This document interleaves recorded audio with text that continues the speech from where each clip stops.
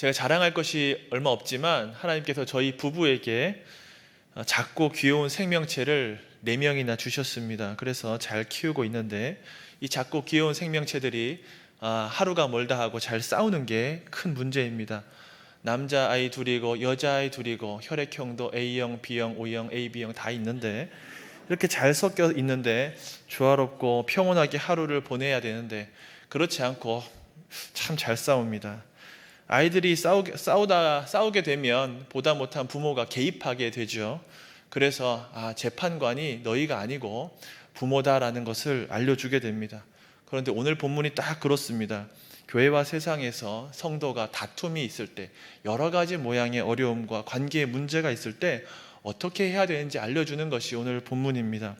예루살렘 교회에서 기둥과 같이 여겨졌던 야고보는 믿음의 공동체에서 싸움이 일어났을 때 그냥 손 놓고 뒷짐지고 바라만 보고 있지 않고 그 싸움의 현장에 가서 믿음의 형제들을 권면했습니다.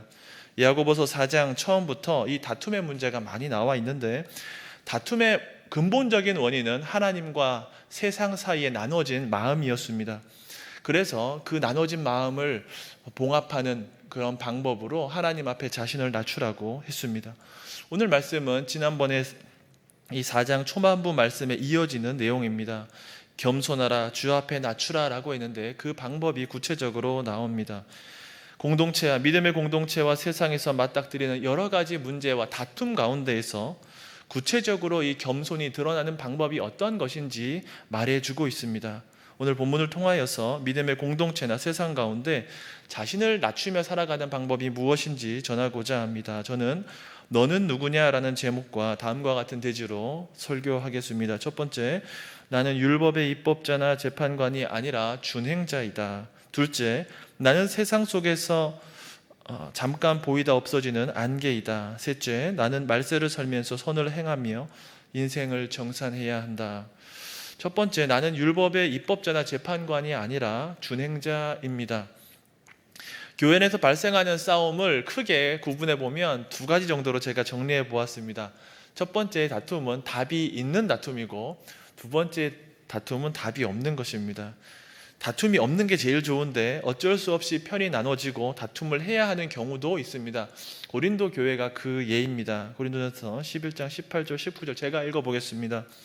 먼저 너희가 교회에 모일 때에 너희 중에 분쟁이 있다 함을 듣고 어느 정도 믿거니와 너희 중에 파당이 있어야 너희 중에 옳다 인정함을 받는 자들이 나타내게 되리라. 고린도 교회에는 옳은 편도 있고 그른 편도 있었습니다. 여러 가지 문제가 있었기 때문이죠. 편을 나누는 문제나 음행의 문제나 음식 먹는 문제나 여자의 권위의 문제나 성찬 방법에 대한 문제에 대해서 옳은 편도 있고 그른 편도 있었습니다. 그래서 이 진리 문제에 대해서 파당이 나뉘어지는 것은 어쩔 수가 없고, 바울은 이들을 구별하여서 책망하고 그래서 믿음이 자라도록 했습니다. 이렇듯 교회법에 보면 그릇된 파당이 이렇게 생겼을 때에 7위회를 두어서 권징을 행하게 했습니다. 선을 행하도록 권하고 악을 행하는 것은 망든 그런 징계를 하게 했습니다. 교회 안에 답이 있고 또 답을 내야만 하는 다툼도 있습니다. 그런데 문제는 2번째입니다. 답이 없는 다툼이 있는 것이죠. 진리와 비진리가 싸우는 것이 아니라 교인들이 모두 탐욕적으로 변해서 세상 가운데 탐욕 가운데 빠져서 두 편으로 나누어져 자기 말을 하는 경우입니다. 제가 볼 때에는 이 2번째 다툼이 더 문제고 잦지 않을까 이렇게 생각해 봤습니다. 오늘 본문도 이러한 다툼을 배경에 두고 있습니다. 제가 하는 교회 가운데 좀 안타까운 교회가 있습니다. 환경이 참 좋은 곳에 그렇게 설립이 되어서 세워졌고 그 지역에 가장 먼저 시작된 교회였기 때문에 지역 복음화에 앞장설 수 있었던 그런 교회였습니다. 지금은 주님의 품에 안기셨지만 당시 담임하셨던 목사님은 교계에서도 인정받는 성실하고 또 순수한 분이셨습니다. 그런데 교회 안에 교인들의 패가 나누어져서 싸우게 되었습니다. 그러다 보니까 전도와 선교가 뒷전이 되고 서로 하나님의 뜻을 내세우다 보니까 한 세대를 그냥 보내고 하나님께서 원하시는 그런 열매를 잘 맺지 못하는 경우가 있었습니다. 참 이렇게 믿는 사람들이 싸우면 참 해결하기가 참 어렵고 또 기회비용이 많이 나옵니다. 주님이 다시 오시고 하나님이 직접 심판하셔야만 해결될 것 같은 그런 문제가 있습니다. 노회에서 목사님들이 모두 머리를 싸매고 앉으셔도 해결되지 않는 그런 문제가 있습니다. 어떻게 하겠습니까? 야고보는 이렇게 탐욕으로 인해서 하나님과 세상 사이에서 어떻게 하지 못하고 갈팡질팡하고 있는 성도들을 향해서 그 싸움판에 끼어들어서 권면했습니다. 오늘 본문 11절 12절 말씀 같이 한번 읽어봅시다. 형제들아 서로 비방하지 말라. 형제를 비방하는 자나 형제를 판단하는 자는 곧 율법을 비방하고 율법을 판단하는 것이라. 네가 만일 율법을 판단하면 율법의 준행자가 아니요 재판관이로다. 입법자와 재판관은 오직 한 분이시니 능히 구원하기도 하시며 멸하기도 하시느니라. 너는 누구이기에 이웃을 판단하느냐. 야고보는 어느 한편이 너희가 맞다 이렇게 하는 것이 아닙니다. 양편을 향해서 서로 비방하지 말아라, 입을 닫아라 이렇게 말했습니다. 너는 누구냐? 너는 누구여서 형제를 비방하느냐? 네가 율법을 만들었느냐? 네가 율법의 재판관이냐? 쉽게 말씀드리면 네가 하나님이냐? 이렇게 묻는 것이죠. 율법의 입법자와 재판관이 되시는 분이 누구십니까? 하나님 한 분밖에는 없는 것입니다. 만약 내가 입법자가 되고 재판관이 되어서 형제를 비난하고 있다면 나는 나의 주제를 한참 착각하고 있는 죄를 짓고 있는 것이죠. 율법의 입법자나 재판관이 아니라 우리는 율법의 준행자입니다. 그렇다고 보면 우리가 참고 용서하고 사랑하는 것이 맞지 않겠습니까? 우리가 계획을 세우고 규칙을 만들고 무엇을 평가할 때도 모두 다 하나님이 주신 법 안에서 행해야 합니다. 무엇을 정하고 재판하고 평가하는 일들도 하나님의 법 안에서 이루어져야 하지요. 결국 우리는 율법의 입법자나 재판관이 아니라 율법의 준행자여야 합니다. 가정이나 교회와 같은 믿음의 공동체에서 답이 없는 싸움과 다툼이 있습니까? 그렇다면 오늘 본문의 야고보의 음성을 들으시기 바랍니다. 나는 누구인가? 나는 하나님의 말씀을 지키는 사람이 아닌가 생각해야 합니다. 그리고 하나님이 우리 마음 가운데 심으신 하나님의 말씀을 떠올리고 위로부터 주시는 지혜를 구하시기를 바랍니다. 입법자이시고 재판관이신 하나님, 우리의 삶의 기준을 제시해 주시고 우리를 평가해 주십시오. 우리가 하나님이 원하시는 대로 살아가게 하여 주옵소서. 야고보는 어떤 특정 진리 문제 때문에 이 파당이 나눠졌다고 하는 것이 아닙니다. 하나님과 세상 사이에서 갈팡질팡하고 두 마음으로 나눠져서 자기가 가지고 있는 그 정욕의 목소리를 내고 있을 때 어떻게 하나님 앞에서 우리를 돌아보고 또 나눠진 마음을 추스릴 수 있는지 알려주었습니다. 탐욕 앞에서 하나님의 음성을 듣지 못하고 다툼 가운데 있다면 하나님의 음성을 들어야 됩니다. 과연 너는 누구인가? 그 말씀입니다. 두 번째, 나는 세상 속에서 잠깐 보이다 없어지는 안개입니다. 나는 세상 속에서 잠깐 보이다 없어지는 안개입니다. 13절 말씀 같이 한번 읽어봅시다. 들으라, 너희 중에 말하기를 오늘이나 내일이나 우리가 어떤 도시에 가서 거기서 1년을 머물며 장사하여 이익을 보리라 하는 자들아. 야고보는 또 다른 문제를 가지고 왔습니다. 11절 12절은 이 믿음의 공동체 안에 형제들 간의 다툼의 문제이고, 이제는 신자가 세상 가운데 살아갈 때 세상과 맞닥뜨리는 갈등, 다툼의 문제를 다루고 있습니다. 여기서 야고보는 소위 좀 세상 가운데 잘 나가는 인정받는 성도들을 언급했습니다. 초대교회에서는 많은 성도들이 소외되었고 또 경제적인 어려움을 많이 겪었습니다.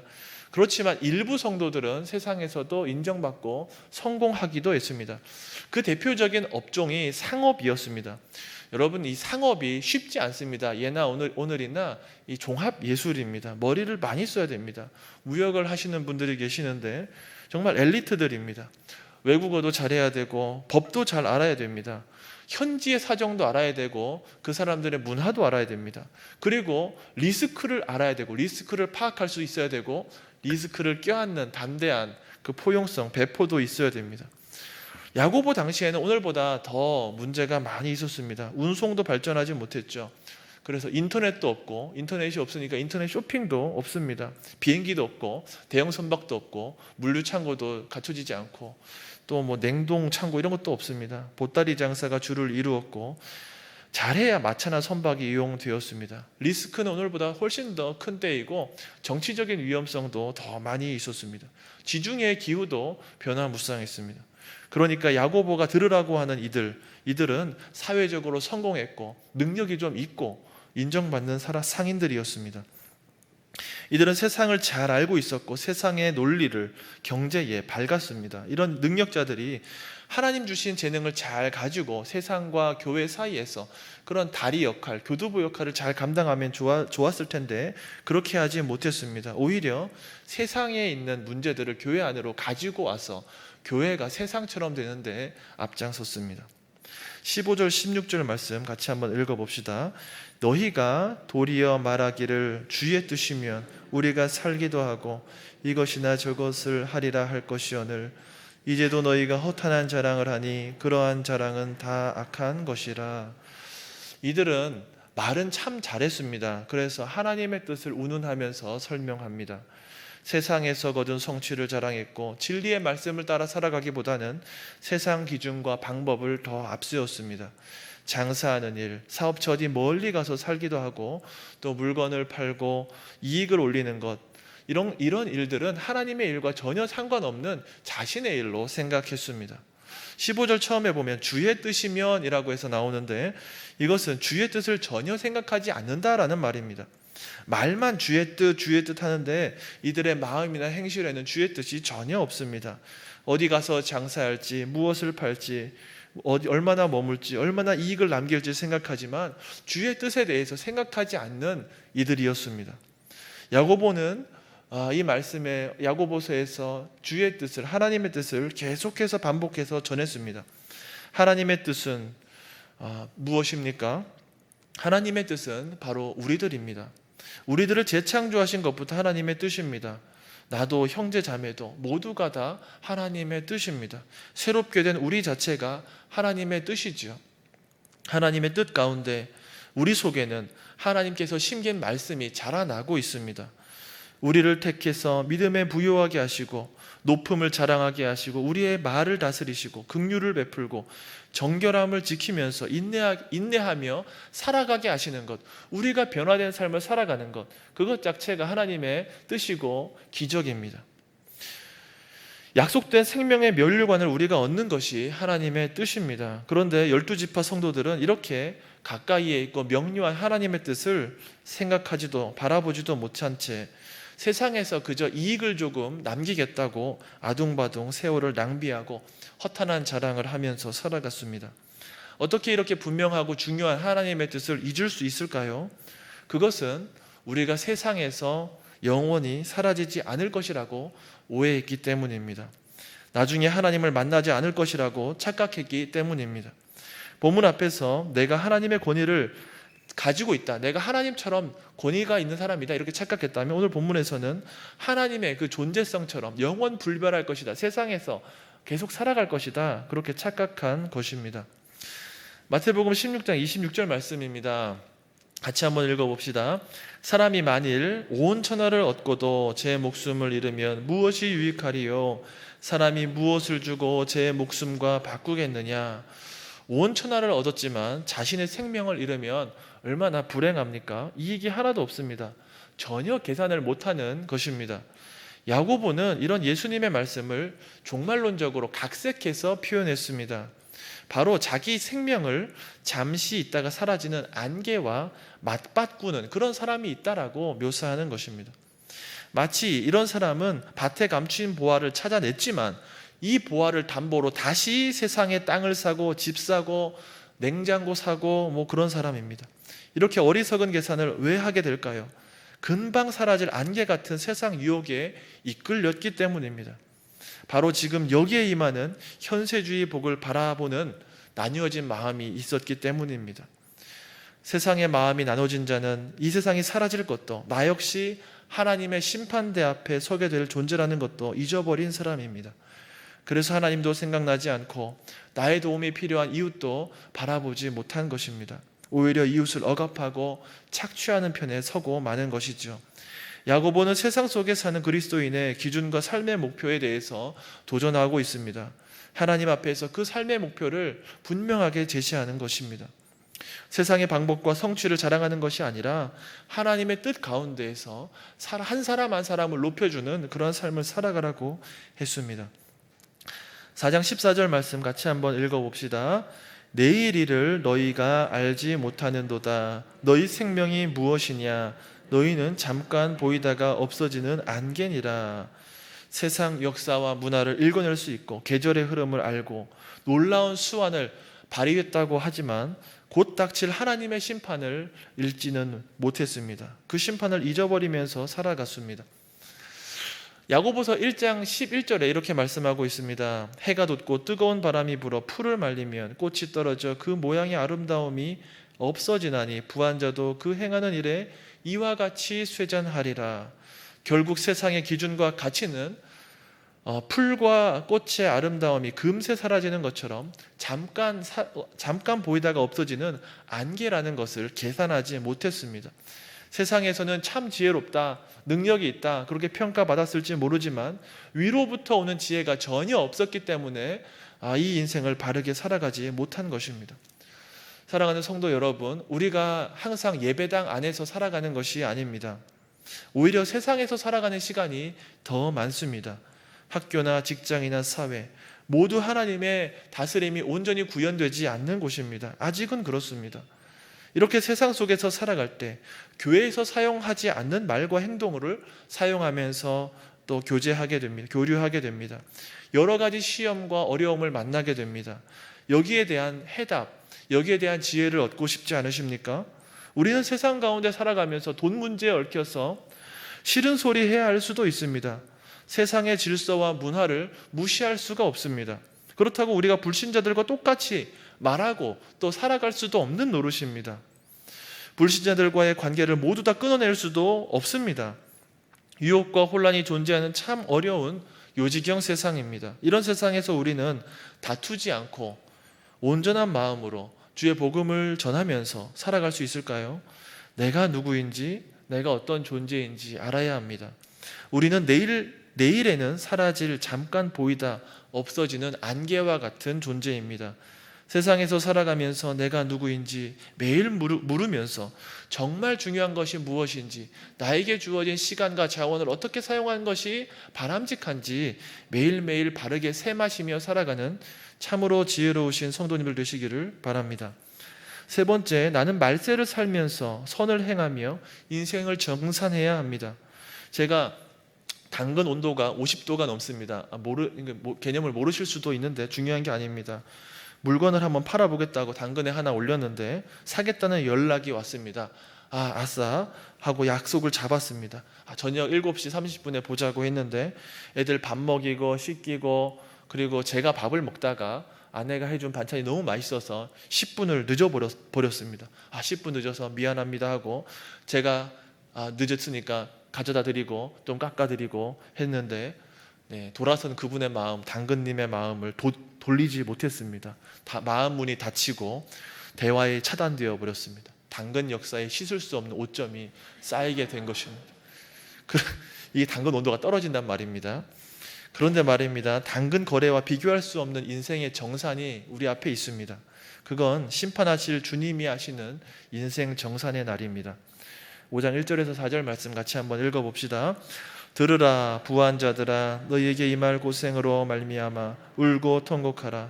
너희 재물은 썩었고 너희 옷은 좀 먹었으며 너희 금과 은은 녹이 슬었으니 이 녹이 너희에게 증거가 되며 불같이 너희 살을 먹으리라.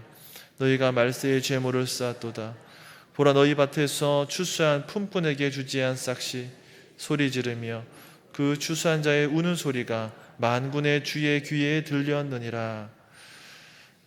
4장 13절에서 17절에 나오는 이 상인, 그리고 5장 1절에서 6절에 나오는 지주, 모두 부자라는 공통점이 있지만 좀 차이가 있습니다. 그것은 4장의 상인들은 세상에서 좀 알아주는 신자라는 것이지만 5장 1절에서 6절에 나오는 이 땅 주인들은 불신자라는 점입니다. 세상과 하나님으로 마음이 나뉜 사람들이 아니라 세상의 전시민, 하나님을 모르는 자들이라는 것이죠. 그래서 그 심판의 메시지가 본질적으로 다릅니다. 4장에서 보면 선을 행하지 않으면 죄다 이렇게 권면했다면 5장에서는 통곡하라, 불같이 너희 살을 먹을 것이다 라고 확정된 심판을 전했습니다. 세상의 전심인 부자들이 가진 재물은 썩었고 옷은 좀먹고 금과 은은 녹이 슬어서 피할 수 없는 증거가 되었습니다. 이들은 자신밖에 몰라서 사치하고 방종하고 마음을 살찌웠습니다. 그것이 이들이 심판받는 이유가 되었습니다. 아담의 죄나 율법까지 갈 필요가 없습니다. 그냥 그 삶 자체가 심판의 이유가 됩니다. 차고 넘치는 죄목이 됩니다. 하지만 의인은 그렇지 않습니다. 의인은 세상적 가치보다 더 소중한 가치를 알았기 때문에 이들을 대항하지 않고 핍박당하고 죽었다라고 묘사하고 있습니다. 6절 말씀 같이 읽어봅시다. 너희는 의인을 정죄하고 죽였으나 그는 너희에게 대항하지 아니하였느니라. 이 말씀은 세상 법정 다툼도 하지 말라는 그런 뜻은 아닙니다. 당시에 그런 환경을 이해해야 합니다. 차별 많았던 이 시대에 종과 주인이 나눠지고 또 계급이 있었던 이 시대, 땅 주인이 있고 소장농이 구분되어서 철저하게 신분 차별이 있었던 시대입니다. 둘 사이에 도무지 메울 수 없는 신분 차이가 존재했습니다. 그런 시대를 살아갈 때 의인들은 평등을 위한 사회운동을 벌인 것이 아니었고 또 법정에 소장을 낸 것도 아니었습니다. 그저 하나님이 가장 원하는 삶을 살아가다가 대항하지 않고 죽었다라고 묘사했습니다. 그렇지만 진정 지혜로운 자가 누구입니까? 마지막 때 심판하실 만군의 주님을 바라보는 사람입니다. 우리도 곧 다시 오실 주님을 만나게 될 것입니다. 하나님의 심판대 앞에 어느새 서게 될 것입니다. 그때에는 대한민국도 없고 미국도 없고 국민은행도 없고 뱅크 오브 아메리카도 없습니다. 하지만 하나님 나라가 있습니다. 천국의 은행은 있습니다. 마태복음 6장 19절 20절 말씀 2절 같이 한번 읽어봅시다. 너희를 위하여 보물을 땅에 쌓아두지 말라. 거기는 좀과 동록이 해하며 도둑이 구멍을 뚫고 도둑질하느니라. 오직 너희를 위하여 보물을 하늘에 쌓아두라. 거기는 좀이나 동록이 해하지 못하며 도둑이 구멍을 뚫지도 못하고 도둑질도 못하느니라. 그러므로 내가 너희에게 이르노니 목숨을 위하여 무엇을 먹을까 무엇을 마실까 몸을 위하여 무엇을 입을까 염려하지 말라. 목숨이 음식보다 중하지 아니하며 몸이 의복보다 중하지 아니하냐. 말을 맺습니다. 왜 한국 교회가 세상 가운데 지탄을 받고 욕을 먹게 됩니까? 주일 공예배에서 특송 순서가 잘 이루어지지 않아서일까요? 설교 시간이 너무 길거나 어려워서일까요? 선교지에 너무 많은 외화를 송금하고 또 도움을 주어서 지탄을 받게 될까요? 전혀 그렇지 않습니다. 불신 세상은 교회 안의 공예배나 선교 현장에 대해서 전혀 관심이 없습니다. 신자라고 하지만 세상과 전혀 다를 바 없고 그런 마음을 가지고 이웃을 억압하고 착취하고 세상보다 더 악하게 살아가는 그 모습을 볼 때 교회를 욕하고 지탄하게 됩니다. 주님의 높음을 자랑해야 하는 교회가 허탄한 자랑을 하고 그러니 지탄받게 되고 하나님이 원하시는 선을 행하지 않기 때문에 악하다는 평가를 받게 되는 것입니다. 사랑하는 성도 여러분, 우리가 자랑하는 것들이 바뀌어야 합니다. 학벌이나 재력이나 능력을 자랑하는 것보다 우리가 받게 되는 약속의 면류관을 자랑해야 합니다. 우리 예수님을 자랑하시기를 바랍니다. 가난한 성도들도 세상에서 주눅들어 사는 것이 아니라 높으신 우리 주님을 자랑하고 부한 형제들도 세상에서의 성공을 자랑하는 것이 아니라 높으신 주님을 더 높이며 자랑하기를 소원합니다. 그랬을 때 풀과 꽃이 사라질 때 주님의 긍휼하심, 주님의 낮아지심을 자랑하시기를 바랍니다. 그리고 마지막 날 심판의 날을 생각하며 너는 누구냐 물으며 살아가는 우리가 되기를 주님의 이름으로 축원합니다. 아멘.